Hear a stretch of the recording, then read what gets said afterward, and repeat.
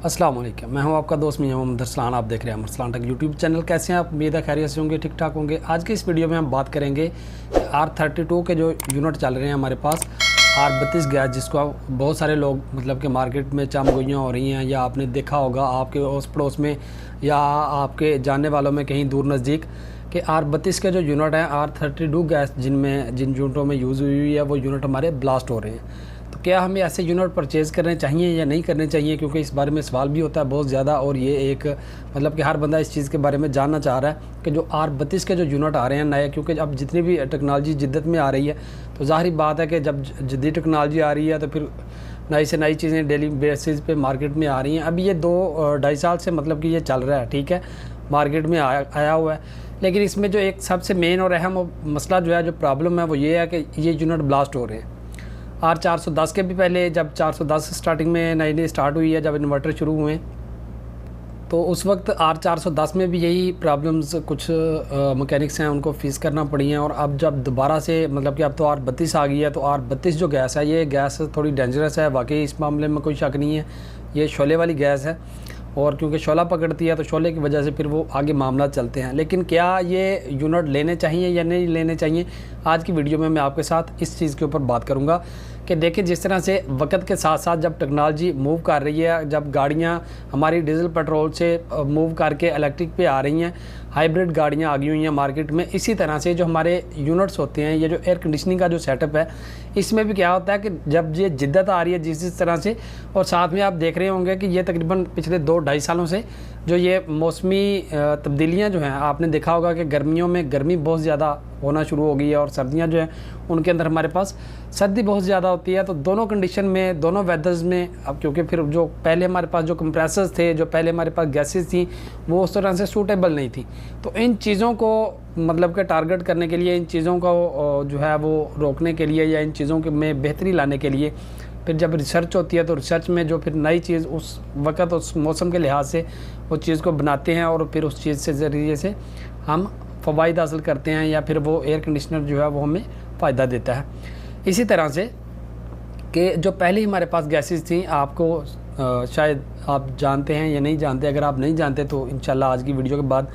आप ये चीज़ें समझ जाएंगे कि जब स्टार्टिंग में हम लोगों ने जब एयर कंडीशनिंग का काम सीख रहे थे, हम लोग जब बहुत स्टार्टिंग की मैं बात कर रहा हूँ 5-6 की,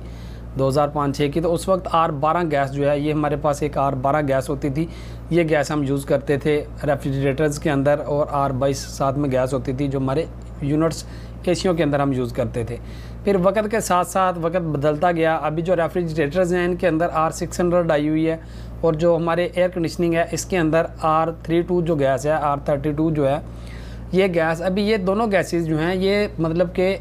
आज के वक्त में अपने पीक के ऊपर हैं। इनका जो बॉइलिंग टेम्परेचर है वो भी कमाल का है, और जो इनका फ्रीजिंग टेम्परेचर जो है वो भी इनका आउटस्टैंडर्ड है। तो इन चीज़ों को मद्देनज़र रखते हुए कंपनियों ने जब रिसर्च की, पूरी रिसर्च के बाद, क्योंकि ये गैसेस जो हैं इनको मूव करने के लिए, इनको यूनिट में सर्कल करने के लिए हमारे यूनिट को उस तरह से पावर नहीं लगाना पड़ती जिस तरह से कि R22 को या R410 के साथ हम रिलेट करके उसको मतलब कि वर्किंग करते थे। और दूसरी चीज़ जो इसमें है वो ये चीज़ है कि ये जो गैसेज हैं R600 और R32 गैस जो है, ये दोनों गैसेज जो हैं ये ओजोन फ्रेंडली हैं, और दूसरी गैसेज जो हैं वो ओजोन फ्रेंडली नहीं थी। अभी क्योंकि एयर कंडीशनिंग की भरमार है, हर घर में ज़रूरत है, गर्मी बहुत ज़्यादा लग रहे हैं, तो फिर ज़ाहिर बात है गैसेज लीक भी होती हैं, पाइप डैमेज हो जाती हैं, और सम टाइम मैकेनिक्स की अपनी मिस्टेक्स की वजह से जो है वो गैसेज लीक होती हैं। और गैसेज जब लीक होती हैं तो ये जब हमारे आबो हवा में शामिल होकर ये ऊपर को उठती हैं आसमान की तरफ, तो हमारा जो ओजोन लेयर होती है ये उसको बहुत ज़्यादा डैमेज कर रही थी।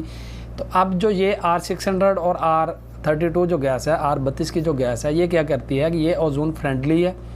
ओजोन फ्रेंडली होने के साथ साथ इसका जो मतलब कि एयर कंडीशनिंग में जो कूलिंग का सेटअप है वो बहुत आउटस्टैंडर्ड है। इसी तरह से रेफ्रिजरेटर के अंदर R600 जो है, इसका जो मतलब कि आप कह लें कि टेम्परेचर को मेंटेन करने की सलाहियत जो है वो बहुत अच्छी है। ये थी तमहीद, ये थी बेसिक्स जो आपको समझना ज़रूरी थी। अब हम बात करते हैं कि ये लेना चाहिए या नहीं लेने चाहिए यूनिट्स। तो देखें कि अब आप लेने चाहिए या नहीं लेने चाहिए, ये तो बात ही और नहीं है, क्योंकि अभी आप 1-1.5 साल के अंदर, 2 साल के अंदर अंदर ये पूरे का पूरा आपका एयर कंडीशनिंग का सेटअप पूरे का पूरा मूव हो जाएगा R32 के ऊपर। फिर आप क्या करेंगे? अभी तो चलिए आपके पास है कि चॉइस है कि आप 32 लेते हैं या नहीं लेते, लेकिन इन फ्यूचर 2-2.5 साल 3 साल के अंदर अंदर ये शिफ्ट हो जाएगा R32 के ऊपर, और R600 के ऊपर हमारे रेफ्रिजरेटर जो है वो मूव हो जाएंगे। फिर हम क्या करेंगे, तो इनको परचेज़ करना चाहिए बिल्कुल आप, तो बिल्कुल इनको आपको परचेज़ करना चाहिए। आप परचेज़ करें, आप परचेज़ करने के बाद इनको यूज़ करें, लेकिन इनमें सिर्फ जो चीज़ें एहतियातन जो आपने करनी होती हैं वो ये करनी होती हैं कि पहले जो हमारे पास पुराने यूनिट्स होते थे, जो पुराने ओल्ड आपने देखा होगा कि विंडो एसी होते थे, वो 3-3 साल 4-4 साल 5-5 साल लोग सर्विस नहीं थे करवाते और वो वर्किंग करते थे। फिर उसके बाद जब स्पिल्ड यूनिट हमारे पास आया तो स्पिल्ड की हमने 2 साल 2.5 साल तक भी सर्विस नहीं करवाई, तो वो गुजारा करते रहे हैं। और एटलीस्ट फिर हमारे पास 410 आई तो उसको तकरीबन सालाना हमें सर्विस करवाने की लाजमी ज़रूरत होती है। और ये जो R32 हमारे पास आ गया है, ये आपने सीज़न के स्टार्टिंग के ऊपर आपने खाना खाया है या नहीं खाया, तो इसको आपने सर्विस लाजमी करवाना है, ठीक है। इसकी आपने मेंटेनेंस का बहुत ज़्यादा ख्याल रखना है, इसकी प्रिपरेशन का आपने बहुत ज़्यादा ख्याल रखना है, इसकी जो रिपेयरिंग है वो टाइम टू टाइम, और इसकी जो मेंटेनेंस है, जो इसकी ओवरऑलिंग है वो आपने टाइम से करवानी है। अगर आप नहीं करवाते तो फिर ये जो ब्लास्ट का मामला आ रहा है, ये दीगर मामला आ रहे हैं, वहाँ से फिर हमारे ये प्रॉब्लम शुरू हो जाते हैं। और ये प्रॉब्लम ज़्यादातर जो होते हैं ये मैन मेड प्रॉब्लम होते हैं। मैन मेड से मुराद है कि जो हमारे मैकेनिक्स भाई जिनको इस फील्ड का बहुत थोड़ा सा पता होता है, बहुत थोड़ा सा इल्म होता है, तो वो भी अपना टूल बॉक्स बनाते हैं और देखते हैं कि जी हमारे उस्ताद हैं या हमारे दोस्त हैं या भाई है बड़ा, वो काम करके अच्छी खासी दिहाड़ी लगा रहा है या अच्छे पैसे कमा रहा है, तो वो बस ये कमाने की जो जल्दी है, उस जल्दी के अंदर काम को प्रॉपर तरह से सीखते नहीं हैं, काम को प्रॉपर तरह समझते नहीं हैं। और ना समझने और ना सीखने की वजह से क्या होता है कि हमें प्रॉब्लम्स को फेस करना पड़ता है। ये जितने भी यूनिट्स R32 में ब्लास्ट हो रहे हैं, इनको आप अगर देखेंगे, आप इनकी डीपली रिसर्च करें, आप इनके पीछे जाएंगे, तो आपको जो सबसे कॉमन चीज़ें हैं वो 3 चीज़ें हैं जो बेसिक इसकी ब्लास्टिंग की वजह बन रही हैं। सबसे पहली चीज़ जो है वो मैन मेड मिस्टेक, जिस तरह मैंने आपको कहा कि हमारे जो मैकेनिक हजरात हैं इनको पता ही नहीं है कि R32 गैस है, तो R32 जो है इसका टॉपअप किस तरह से करेंगे, इस गैस को हम यूनिट के अंदर मूव किस तरह से करेंगे, इस गैस को ओपन किस तरह से करना है, टॉपअप किस तरह से करना है, हमारे मैकेनिक्स में से 99% को पता नहीं है। क्योंकि वो जिस तरह से R22 में काम कर रहे थे, सेम वही फार्मूला उन्होंने R410 में अपनाया, लेकिन वो गैस इतनी डेंजरस नहीं थी, इतनी मतलब कि फ्लेमेबल नहीं थी, जिसकी वजह से बचत होती रही है। लेकिन R32 जो है ये तो डायरेक्टली हाई फ्लेमेबल गैस है। तो जब जैसे ही हम इस गैस के नज़दीक शोला आता है या इस गैस में एयर का कोई मिक्सचर आ जाता है, आपकी हाइड्रोजन, नाइट्रोजन, जो ऑक्सीजन, कोई भी दूसरी तरह की गैसेस इसके साथ जब हमारे यूनिट में मिक्स होती हैं, तो वहाँ पे ब्लास्ट का अंदेशा जो होता है ये बहुत ज़्यादा बढ़ जाता है। ये है मैन मेड मिस्टेक। नंबर 2 पे हम बात करेंगे। तो नंबर 2 पे जो मिस्टेक होती है वो क्या होती है, नंबर 2 की जो मिस्टेक है वो सिर्फ आप जो यूज़र्स हजरात हैं ये उनकी मिस्टेक है कि वो प्रॉपर सर्विस नहीं करवाते। जब सर्विस नहीं करवाते, क्योंकि ये हाई टेम्परेचर गैसेज हैं, ठीक है, हाई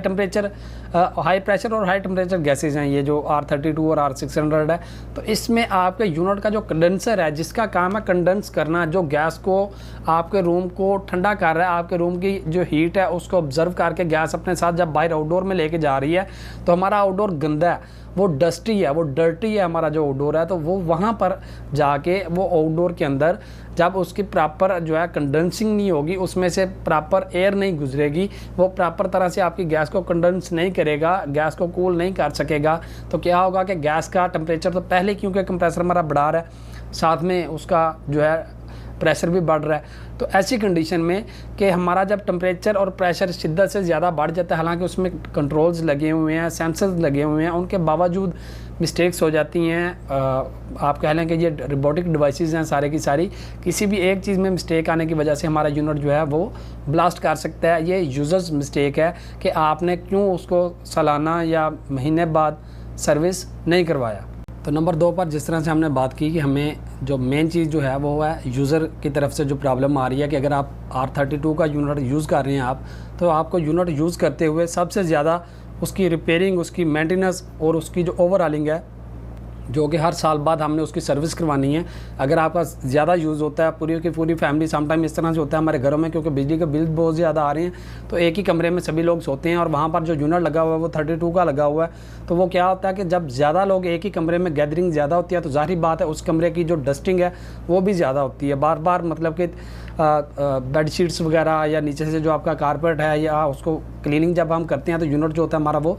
ज़्यादा जल्दी जो है वो डर्टी होता है, ज़्यादा जल्दी से वो गंदा हो जाता है। तो उस यूनिट को हमें सीज़न में 2 मरतबा 3 मरतबा भी सर्विस की ज़रूरत पड़ सकती है। तो इन मामलात में आप लापरवाही नहीं करनी, क्योंकि अब ये यूनिट्स जो आ रहे हैं ये आप कह लें कि बिल्कुल एक आप इस तरह से समझ लें कि इंतहाई नाजुक हैं। ठीक है, ये बहुत नाजुक यूनिट्स हैं, ये बहुत मतलब एक आर्टिफिशियल टाइप ये एक चीज़ है हमारे पास जो ये R32 के यूनिट्स हैं। इनमें केयर की बहुत ज़्यादा ज़रूरत है इन यूनिट्स को, और आपने केयर करनी है। जब तक आप केयर नहीं करेंगे तो तब तक ये हमारे मामला जो हैं वो क्लियर नहीं होंगे। इसी तरह से नंबर 3 के ऊपर जो प्रॉब्लम है, ये सबसे बड़ी प्रॉब्लम है और बिलखसूस ये हमारे सिर्फ पाकिस्तान में प्रॉब्लम है। वो क्या है कि कंपनीज़ ने अपने मार्जिन को इंक्रीज़ करने के लिए, अपने मार्जिन को बढ़ाने के लिए यूनिट्स का बेड़ा गर्क कर दिया हुआ है। नए यूनिट्स हैं बिल्कुल, और उनके वेपरेटर्स लीक हो रहे हैं, उनके कंडेंसर्स लीक हो रहे हैं, उनमें लीकेज का प्रॉब्लम बहुत ज़्यादा आ रहा है। और इसी लीकेज की वजह से, और हमारे जो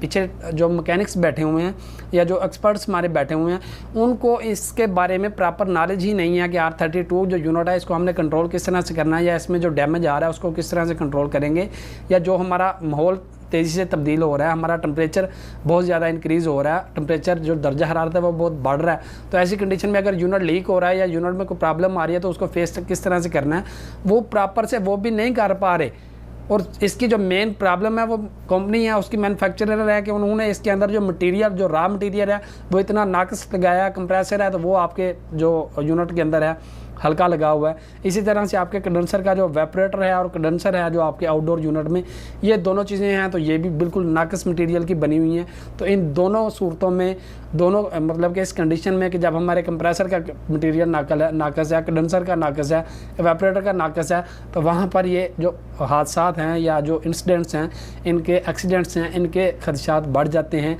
इनकी रेशो थोड़ी बढ़ जाती है। तो खुदारा एहतियात करें, खुद भी सेफ रहें और अपने इर्द गिर्द के लोगों को, अपने बच्चों को सेफ रखें, और बिलखसूस जो आपके पास मैकेनिक्स आ रहे हैं उनको भी आप सेफ रखें। और ख़ास तौर पर अगर आपने 32 का नया यूनिट इंस्टॉल किया है, नया यूनिट आपने परचेज़ किया है, तो आपने उसको इंस्टॉलेशन के बाद जब आपके पास सेकंड टाइम में कोई भी बंदा आता है उसकी सर्विस के लिए, रिपेयरिंग के लिए, मेंटेनेंस के लिए, तो उस बंदे का डाटा अपने पास रखें, उसने काम क्या किया उस चीज़ को, डाटा को अपने पास रखें, उसका कैलकुलेट करें, उससे पूछें कि भाईजान आपने इसमें क्या काम किया है और क्या काम जो है, कोई चीज़ अगर नई डली है तो कौन सी डाली है, और अगर कोई चीज़ निकाली है उसमें कौन सी चीज़ निकाली है, ताकि आपकी कंप्लीट इन्फॉर्मेशन आपको उसके बारे में रहे। अब ये जो यूनिट्स हैं इनमें डिटेल वही सेम टू सेम हॉस्पिटल्स वाली बात होगी है कि सबसे पहले अब जो भी बंदा आएगा, जो भी मैकेनिक आएगा, उसको सबसे पहले आपके यूनिट को प्रॉपर पूरी तरह से आपके यूनिट को एग्जामिनेशन करना पड़ेगा, आपके यूनिट को पूरे को प्रिपेयर करना पड़ेगा कि यार इस यूनिट में पहले कितनी दफ़ा काम हुआ है, क्या काम हुआ है, काम की नोयत क्या है। R32 के जो हमारे पास यूनिट्स हैं, इन यूनिट्स के अंदर बहुत सारे मैकेनिक्स ने R32 को निकाल के R410 को फिल किया हुआ है। और अब जो नया बंदा आ रहा है उसने तो स्टिकर देखा ऊपर के R32 का स्टिकर लगा हुआ है, वो R410 में R32 को जब इंक्लूड करेगा या R410 में R32 को जब और उसमें गैस को फिल करेगा तो उसमें भी खदशे के, इंसिडेंट्स के, प्रॉब्लम्स के, हादसे के जो इम्कानात हैं वो बढ़ जाते हैं। आज की वीडियो का बेसिक मकसद ये था कि आपको आगाही हो कि ये जो R32 के हमारे यूनिट हैं, इन यूनिट्स में हमने किस तरह से प्रिपेयर करना है अपने आप को और किस तरह से इनकी मेंटेनेंस को, रिपेयरिंग को मेंटेन करना है। तो आज की वीडियो में इतना ही। इंशाल्लाह नेक्स्ट वीडियो में बहुत जल्द एक बनाऊंगा, वो मैकेनिक्स हज़रात के लिए मैं बनाऊंगा कि जो हमारे मैकेनिक्स हैं कि R32 का जब आपने काम करना है, आपने सबसे पहले काम पे जाना है, तो जाके आपने यूनिट को किन चीज़ों को ट्रेस करना है, किन चीज़ों को एग्जामिन करना है, उनके बाद आपने वर्किंग शुरू करनी है उसके ऊपर जो भी वर्किंग होगी, ताकि हादसात कम से कम हो। इसी तरह से अगर आपने यूनिट बाय करना है या आपने यूनिट न्यू इंस्टॉल करना है तो इंस्टॉलेशन के हवाले से और बाइंग के हवाले से दोनों वीडियोस मेरी आपको इसी वीडियो की लिंक में मिल जाएंगी डिस्क्रिप्शन में, तो आप वहां पर जाके वो वीडियो वॉच कर सकते हैं, ताकि आपका जो सरमाया है, कीमती सरमाया, वो कह लें कि मैकेनिक की वजह से, इंस्टॉलर की वजह से भी बर्बाद ना हो। और अगर आप यूनिट को परचेज़ करने जा रहे हैं तो जो सेल्समैन है वो झूठ से या धोखाधड़ी से काम लेते हुए आपको गलत चीज़ ना दे दें। वो वीडियो ज़रूर देखें। अगर आपके घर में कोई पुराना फ्रिज पड़ा हुआ है और आप उस फ्रिज को इन्वर्टर करना चाह रहे हैं, तो उस फ्रिज को इन्वर्टर करने के लिए कौन सी टेक्नोलॉजी या क्या चीज़ उसके साथ हम यूज़ करेंगे कि वो फ्रिज इन्वर्टर जितनी आपकी करंट लेना शुरू कर देगी। तो वो एनर्जी सेवर रेफ्रिजरेटर गाइड के हवाले से मैंने एक वो वीडियो पड़ी हुई है, वो आप देख लें। सोलर अगर आप परचेज़ करना चाह रहे हैं तो सोलर ओरिजिनल और लोकल सोलर की क्या पहचान होती है, इसी तरह से डिफरेंट टाइप की वीडियोस आपको मेरे इसी वीडियो की डिस्क्रिप्शन में आपको मिल जाएंगी, नहीं तो आप हमारा चैनल विज़िट कर सकते हैं, वहाँ पर आपको वीडियोस की भरमार मिलेगी। इलेक्ट्रिकल और HVACR के रिलेटेड, गीज़र्स के रिलेटेड हम वीडियोस करते हैं। टेक का हमारा चैनल है। तो उम्मीद है कि आज की वीडियो आपको काफ़ी पसंद आई होगी। अगर ऐसा है तो हमारे चैनल को सब्सक्राइब करें, वीडियो को लाइक करें, अपने दोस्त अहबाब और रिश्तेदारों के साथ ज़रूर शेयर करें और अपनी दुआओं में, नेक तमन्नाओं में याद रखिएगा। मिलते हैं इंशाल्लाह नेक्स्ट किसी इन्फॉर्मेटिव वीडियो के साथ। तब तक के लिए मुझे दीजिएगा इजाज़त। अल्लाह निगहबान।